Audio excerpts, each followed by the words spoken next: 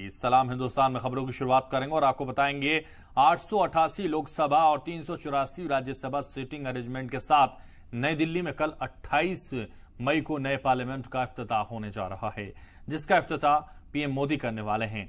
इस लोक पर फिल्मी आपको बता दें सितारिंग से लेकर स्पोर्ट्स फिल्म सितारों से लेकर स्पोर्ट्समैन और बड़ी बड़ी शख्सियत शामिल होने जा रही हैं।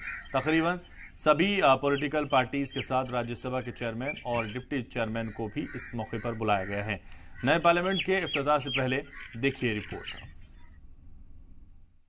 पूरे देश की नजरें इस बात पर टिकी है कि कैसा होगा नया संसद और जिसका कार्य जो है कल के बाद उसमें जो अगला आने वाला सेशन है वो भी शुरू होने वाला है। तो कहीं ना कहीं जो पूरा विपक्ष है इस बात को लेकर सवाल उठा रहा है कि राष्ट्रपति जो द्रौपदी मुर्मू जी है उनको इस इनॉग्रेशन सेरेमनी में नई संसद की नहीं बुलाया गया। तो ये सवाल को लेकर पूरे देश में राजनीति जो है वो घमासान छिड़ा हुआ है। लगभग 5 राज्यों के सीएम इस इनॉग्रेशन सेरेमनी में शामिल नहीं हो रहे हैं, हालांकि इन्विटेशन उनको भी दिया गया है। तो कहीं ना कहीं देखना होगा कि कल इनॉग्रेशन कैसा होने वाला है।